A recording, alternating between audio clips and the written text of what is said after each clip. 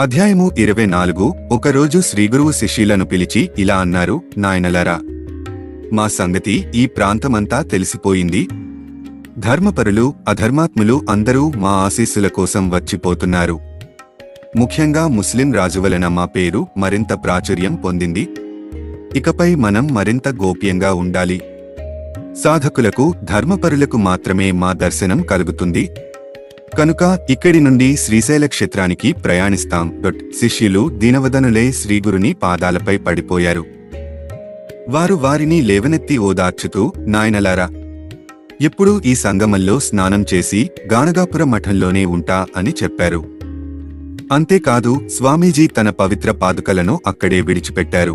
భక్తి విశ్వాస హృదయంతో ఈ పాదుకలను పూజిస్తారో, హారతి ఇస్తారో, మమ్మల్ని స్మరిస్తారో వారి వారి కోరికలు తీరుతాయి అని ఆశీర్వచనం ఇచ్చి శ్రీశైల క్షేత్రానికి వెళ్లారు.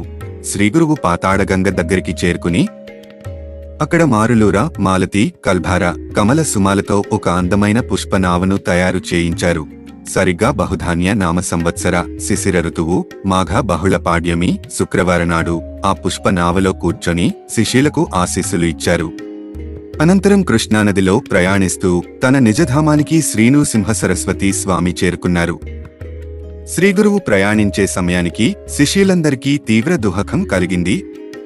వారు ఆ దుఃఖాన్ని ఆపుకోలేకపోయారు. అప్పుడు శ్రీగురువు వారిని చూసి ఇలా అన్నారు, నాయనలారా, మీరు నేను లేనని బాధపడకండి.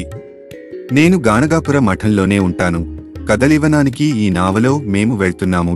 ఎప్పుడు తామర పువ్వులు నీటిమీద తేలి మీ దగ్గరకు వస్తాయో అప్పుడు మేము కదలివనానికి చేరుకున్నట్టుగా భావించండి. ఆ పూలను హృదయపూర్వకంగా పూజించండి. అలా పూజించిన భక్తుల దగ్గర నేనుంటాను. వారి కోరికలన్నీ నెరవేరుతాయి. అష్టసిద్ధులు వారి ఇంట నాట్యం చేస్తాయి అని ఆశీస్సులు ఇచ్చారు.